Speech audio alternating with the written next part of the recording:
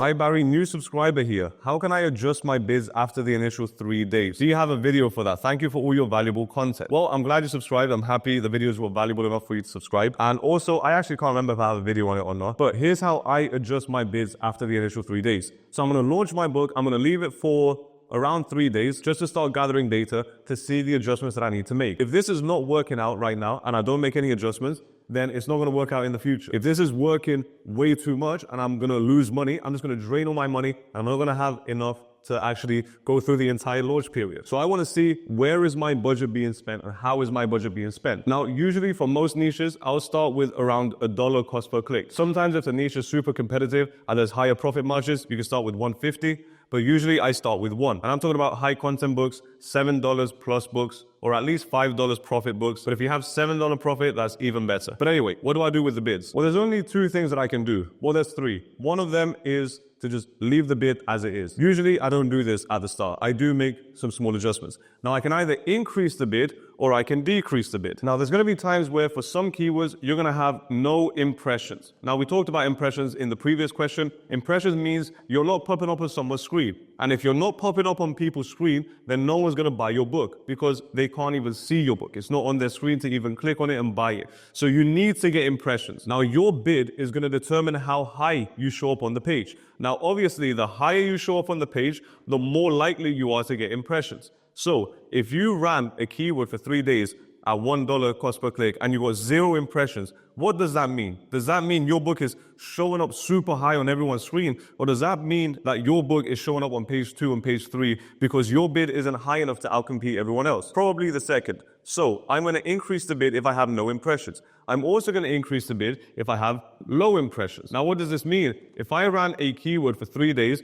and I have 3 impressions, I'm increasing it. If I have 70 impressions, I'll increase it. If I have 130 impressions, I might leave it for another day or 2 and see if it continues picking up. Because sometimes one of the reasons of having low impressions is because that keyword is in low demand. Now, the only way you can test out if it's low demand or if you're not bidding high enough is just to increase the bid anyway. So if I feel like it's like 100 impressions, I can still increase it. If I'm getting thousands, I'll leave it. I'm getting enough to test out the keyword. But anyway, if I have no impressions, if I have low impressions, and even if I have a super low ACOS, because what this means is that this keyword is converting very highly, then I obviously want to spend more on a keyword that's converting very highly. So I want to increase my bid if my keyword is not performing all that well because it's not showing up super high, or it's performing very well that I need to extract more money from it. In that case, I would increase my bid by around 10%. I'll leave it for another 3-4 days, see if any of these change, and then if they still apply, then I'll increase it again for another 10%.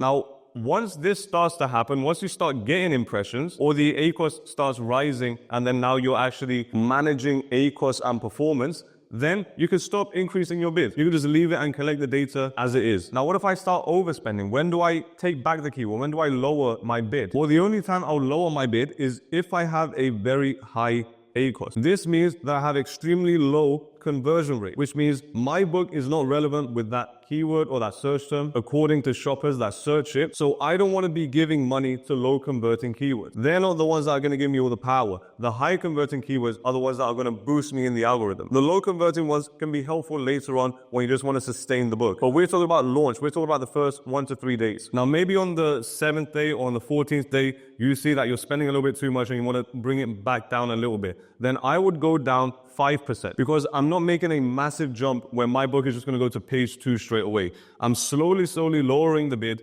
3 to 5 days at a time by 5%. I'm slowly lowering it for low converting keywords and increasing it for high converting keywords. So what happens is that the spend shifts towards the high converting keywords. And that helps boost the algorithm. So I spend less on things that don't work and more on things that do work. I hope that answers your question. Anyway, next question. My ACOS is 367%. I need to get it lower to be more profitable. Wow, that's a very high ACOS, and I completely agree with you. Next question. Hey Barry, absurd value in this video as always. I appreciate that. On the off chance that you ever see this, would you mind answering how important, useful the 7 backend keywords are? Or is it mostly the keywords in the title, description, and A+ content that matter? Well, first of all, I answer all the comments, so any comment you put, I will reply. I see every single one of them, so there is no off chance that I see everything. Now, your question is, how important are the 7 backend keywords?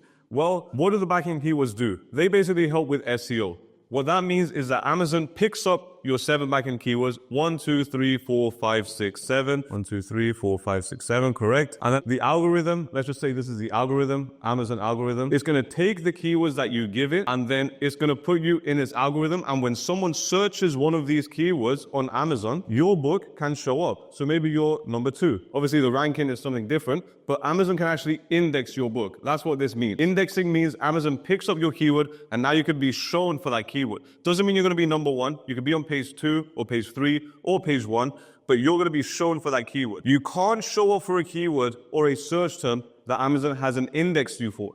So you want to give Amazon as much indexing power as possible. So your 7 backing keywords are extremely important. Now, when I hear that question, it's kind of like asking, how important is your left arm for you to live your life? Is it all that important? Well, you can live a life without having your left arm, but it's way better when you do, I'm guessing. I've never lived without a left arm, but I'm pretty sure it's going to be extremely difficult. Now, I'm grateful to have all my limbs because it gives me the most amount of body power. So if every single limb is important, wouldn't it make sense that every single aspect of SEO is also important to Amazon? So your title, A+ content. I'm talking about the SEO for the A+ content, not the design. Your description, your backend keyword, and even your categories, because Amazon can pick up some certain keywords from certain categories. The Amazon algorithm needs as much of this as possible to go in, and as much relevant keywords as possible to go in, because you're using these keywords that you put subtly inside of each of these elements. You're using those keywords to teach the Amazon algorithm what your book is and where to show your book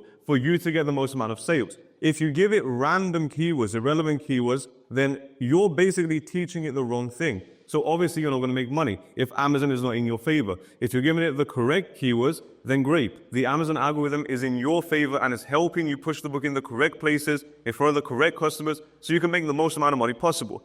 Now, if each one of these are going to determine how relevant your book is and where Amazon places you, why would you want to take this away and assume that is unimportant? Or any of these? That's like saying you can live with a head, you can live with a torso, you can live with 2 legs and your right arm, but I'm okay with living without my left arm. Every single element is extremely important in order for you to make the most amount of money. Because what Amazon's going to do is it's going to take all the keywords, it's going to test them, keyword 1, 2, 3, 4, 5. Let's just say it's 20 keywords. I can't be bothered to draw 20 lines right now. But let's just say it extracts these 5 keywords. What it's going to do is it's going to test it. Does this keyword make sales? Does it get clicks? Are people finding it relevant? If it is, it's going to put a tick. If it's not, it's going to put an X. It's going to take these keywords, put an X on the ones that work, put a tick on the ones that don't work by analyzing some data. Not going to get too deep into it right now. But basically, the keywords that do bring in sales or are performing good, it's going to start expanding you for other keywords that are related to the one that you made sales for.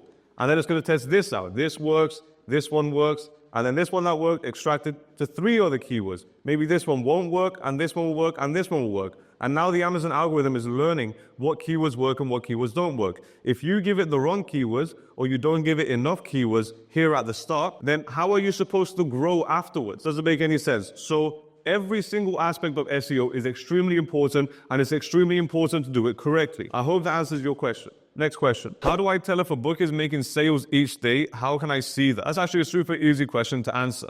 Basically, you're going to go on Google, then you're going to go on Amazon, and then you're going to search something or find a book, and you're going to click on it. Once you click on the book, you're going to scroll all the way down to the product information, and then you're going to see something called an ABSR number. This is your Amazon bestseller rank. This basically determines your spot inside Amazon's race, so it puts all the books together in a race, and whatever number that is, that's your spot in that race. The closest one to number 1 is the highest sold book on Amazon, and the closest one to the bottom is the least sold book on Amazon. If you have 100,000 ABSR, that probably means that you're making around a sale a day. Now, as this goes lower, the sales increase. So if you have a 10,000 ABSR, that means that you might be making 15 sales a day or 20 sales a day. I can't remember the exact calculations, but what you can do is you can take this number, and then on Google, you're going to go to ABSR Kindle calculator. Click on the one with Kindlepreneur, and then you can put your ABSR number.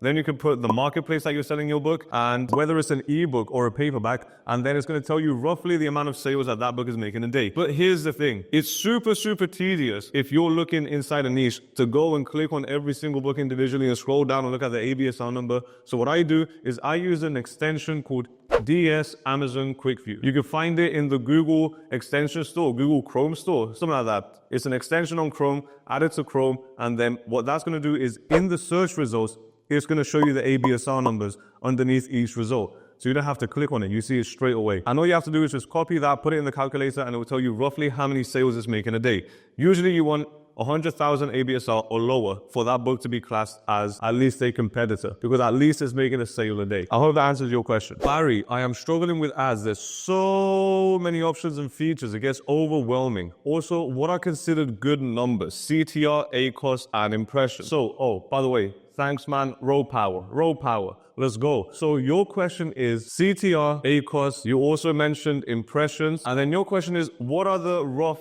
amount of numbers that you need? What are good numbers that you can have for each one? Well, here's the thing. Before I start talking about the numbers for each one, we need to understand what each one actually is, because every piece of data tells you something about your book or about the performance of your book. So impressions. What are impressions? Well, if you search something on Amazon, up here is the search bar, and then your book pops up on someone's screen, then your book gets an impression. So this basically means it pops up on someone's screen. Now, if you have 1,000 impressions, it means it popped up on 1,000 screens. It can be the same person 5 times, so you get 5 impressions from the same person on 5 different screens. But all this means is your book is actually showing up on people's screen. Obviously, you want this to be high, because if you're not showing up on their screen, they're never going to buy. They're not going to invisibly buy from you. They have to see your book first, and then they have to click on your book. And that's where your click-through rate comes in. So what does this mean? Well, if you have a really high click-through rate, that means that if 100 people see your book and 1 person clicks on it, you have a 1% click-through rate. If 2 people see it, then you're going to have a 2% click-through rate, which means 2% of the people that actually saw your book, you got an impression, they clicked on it, which means that is the relevance of your book to this keyword. So if you have a dinosaur encyclopedia and someone searches princess book, do you think your click-through rate is going to be really high for the search term princess book, even though you're selling a dinosaur encyclopedia? Or do you think your click-through rate is going to be low? Well, I would assume that your click-through rate is going to be low. Why? Because it's completely irrelevant to dinosaur encyclopedia. What are the chances that someone searching princess book is going to click on your dinosaur encyclopedia? Very, very low, because it's not what they're searching for. So click-through rate can also tell us the relevance of your book compared to the search term that the customer's searching. So if it's really relevant, your click-through rate is going to be high, assuming that you have a good book cover, a nice presentation, you have some reviews as well, so people trust you to click on your book. But the higher this is, the higher the relevance. Sometimes it's going to be low. Of course it's going to be low, because some of the keywords are going to be irrelevant, or your book doesn't match up with what the customer's searching,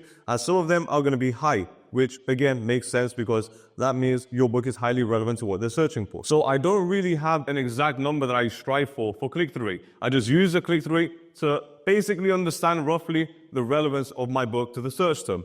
Now, ACOS. ACOS is where it gets really, really interesting, because this is what everyone talks about, ACOS. How do I get the lowest ACOS? There's a secret that you might not know about ACOS, and I'm going to show you that secret now. Now, I apologize. I'm going to have to do some very quick maths right here, just so I can show you the power of what I'm going to talk about. But I want to keep it super, super simple, because I'm not very good at maths either. So I need to calculate it myself. Now, what's ACOS? ACOS is basically the percentage of money that you spend on ads compared to your royalties. So if I make $1,000 in royalties and I spend $1,000 on ads, my ACOS is 100%, because I spent 100% of the money that I made on ads. If my ACOS is 200%, that means I spent double the amount of money that I spent on ads. I made half the amount of money, so I spent double on ads than what I made. So I made 500 and I spent 1,000. If I have 50% ACOS, that means out of everything that I made on my royalties, I only spent 50%. Well, actually, it's not royalties if you look at it directly from the Amazon Ads dashboard. It's actually your entire sales. But it's basically what percentage of my entire sales did I spend on ads. If it's 50%, that means I made 1,000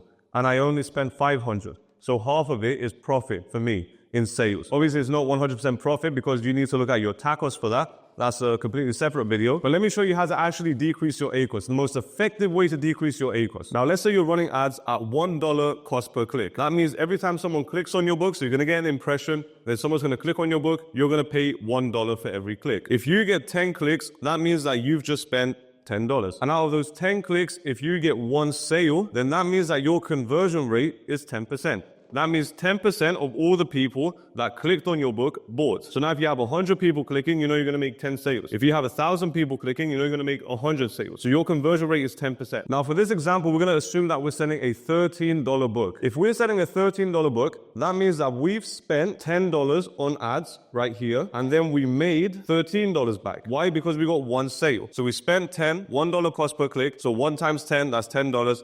And then we got one sale and we made $13 back. So our ACOS right here is, I actually have to do some calculations now, I'll be back in a bit. Our ACOS right here is 70%. Now we have to bring this down. And the most effective way to bring this down is not by looking at the ACOS and trying to figure out your ads and all of that. The best way is actually to look at your conversion rate, because this is what's king. This is king. That hat looks like the hat from the guy in Adventure Time. But anyway, this is supposed to be a king's crown. But conversion rate is king. Here's why. Let's say we spend the same $1 cost per click. We spend the same $10 for 10 clicks. But the only thing that changes is our conversion rate. So if our conversion rate is 20%, then that means that every 10 clicks that we get 2 sales. Now, I know you might be saying, oh, but Barry, 20% conversion rate is very, very hard. It's not when the keyword is relevant and your book is good. That's super, super easy. But anyway, just by adjusting our conversion rate for 20%, now we spent the same $10, but we made back $26 because our conversion rate doubled. We got 2 sales. 2 times 13 is 26, which means our ACOS now, just by changing the conversion rate, is half. It's actually 38% now. Now over here, it's supposed to be 76. I saw it wrong. 76% ACOS over here, and just by adjusting the conversion rate, we get a 38% ACOS right here. So when you look at ACOS, it's not a very good factor to determine whether keyword is profitable or not. It's better to look at your conversion rate, because basically the ACOS, the number that it shows, is basically the relevance of your book. It just shows in other ways your conversion rate. If you have a really high ACOS, that means you're spending a lot, but you're not converting enough to bring in money in. If you have a very low ACOS, that means that you're bringing people in and you're converting loads of them. So your conversion rate is high and you're getting more money than you're giving in. So ACOS is just another way of looking at your conversion rate. And also, your ACOS is calculated on your price. So if this is your launch price, but then later on, you know, when you finish the launch phase, I talk about the 3-phase strategy. If you're in phase 3, then you can charge, let's say, $17 or $18 for this book, because this is your launch price. This is the price that you might have right at the start. But 3 or 4 months down the line, this might be your price. Well, if you're making $18 each time now, then you're not making 26 here with a 20% conversion rate. You're actually making 2 times 18, which is, I'm going to say 32, 36. So now our ACOS goes even further down because our price increased. So there's loads of different things that affect your ACOS, which is something that I don't really look at. If I do have a high ACOS, I'm going to see how relevant my keyword is. Is the keyword giving me a good conversion rate? If it's not, I can just negate it and then just stick with the good ACOS keywords, because they're the good converting keywords and they help the algorithm be your friend and all the positives that comes with having a high conversion rate. Hey guys, I forgot to do an outro, but here's the thing. I reply to every single comment, so if you have any questions regarding KDP, put a comment down below. I'll reply to you. I'll even try and make a video for you for the next Q&A. And also, if you want to figure out what I know from start to finish, if you want to learn from me, click the link in the description. You'll be able to learn from me. Also, I'll try and make a video pop up somewhere here that's also going to be helpful. So I gave you 3 different things that you can do. It's all up to you what you're going to do. Anyway, go out there and make a bunch of money on KDP.